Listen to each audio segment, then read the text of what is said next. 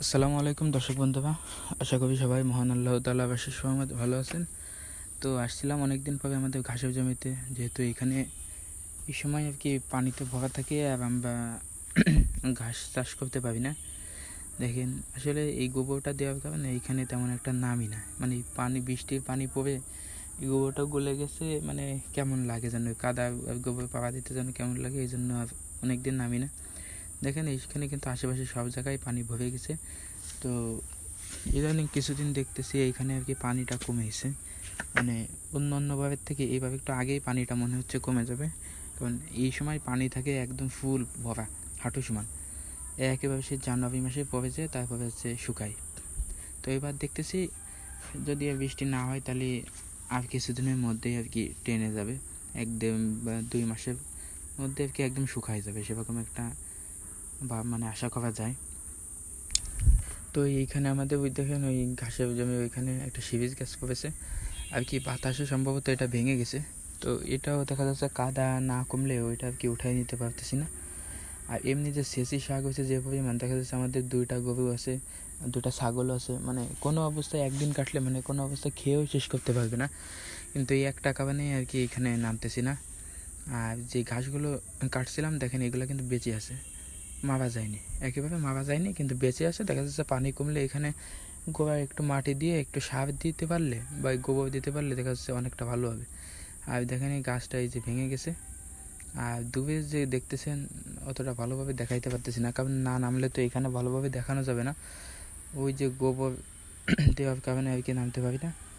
এই যে ঘাসগুলো কিন্তু মানে বেঁচে আছে, কোনো সমস্যা হয়নি, মানে কি সেরকম একটা বড় হয়নি, কিন্তু এগুলো দেখা যাচ্ছে বেঁচে আছে। এগুলো পানি শুকাই গেলে মানে পিলিটা, এই যে পিলিটা দেখতেছেন, মানে ক্যানেল যেটা ডিপ করা আছে ওইখানে পানি, আর হচ্ছে পিলির মতো লম্বা যেখানে ঘাস লাগানো, ঘাসের গোড়ায় পানি নেই, কাদা কাদা আছে। এই জন্য এখন দেখা যাচ্ছে পাড়া না দিলে ভালো হবে। আর গোবরটাও দেখলাম যে শুকাই গেছে, এই জন্য গোবরটা শুকাই গেলে ভালো হবে। দেখা যাচ্ছে এইটা মনে করেন এই সেচি শাকগুলা কেটে উঠাই নিয়ে তারপরে দিতে পারলে তারপরে ভালো হবে। গাছে অর্ধেক পর্যন্ত লতা পাতা উঠে গেছে, মানে এত পরিমাণ হয়েছে তা বলে বোঝানো যাবে না। আপনারা যদি সরাসরি না দেখেন তাহলে বলে বোঝানো যাবে না, এভাবে তো দেখাই সম্ভব না। মানে গরুর খাবার অভাব নেই, কিন্তু এখানে নামাই হচ্ছে সমস্যা, কাদার ভিতরে। তাও গত বছর নামছিলাম, এই বছর কী জন্যে মানে সেরকম একটা নামা হয় না, নামনি, কারণ কুটো হয়েছে তো এই জন্য ভাবছি কুটোই খাওয়ায়। আর এইভাবে ঘাসগুলো যেগুলো হয়ে গেছে এত পরিমাণ লম্বা হয়েছে তা কি বলবো, নাহলে 10-12 ফিটের উপরে লম্বা হয়েছে, মানে জুম করে দেখাতে দেখতেছেন আপনারা, মানে প্রচণ্ড পরিমাণ লম্বা হয়েছে। তো আসলে গরু পালার জন্য ঘাস না হলে হবে না, গরু যদি পালতে হয় তাহলে অবশ্যই ঘাস লাগবে। তবে ঘাস ছাড়া গরু পালা কোনোভাবেই সম্ভব না। সম্ভব, প্রচুর টাকা খরচ করতে হবে এবং দানাদার খাবার দিয়ে পোষানো যাবে না, মানে লাভবান হইতে পারবেন না। এটা দেখা যাচ্ছে আমি বুঝতে পারছি কিছুটা।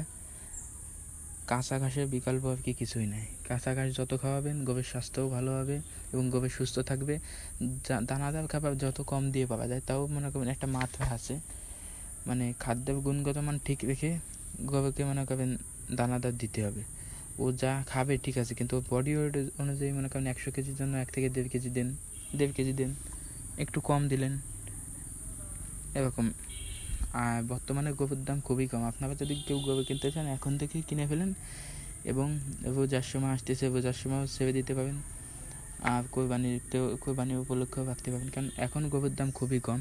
আমার ছোটো চাচা কিছু গরু কিনছে, দেখলাম অনেক ভালো ভালো গরু কিনছে, তো আপনাদেরকে একদিন দেখাবো ইনশাল্লাহ। তো এই ছিল আমাদের আজকের ভিডিও। আমাদের জন্য দোয়া করবেন, আর ঘাসের জমিতে আমরা যেন ভালোভাবে ঘাস লাগাতে পারি সেই দোয়া করবেন। অনেক ভালো ঘাস হয় এবং আপনাদের মাঝেও তুলে ধরতে পারি। তো এই ছিল আমাদের আজকের ভিডিও। আসসালামু আলাইকুম ওয়া রাহমাতুল্লাহ।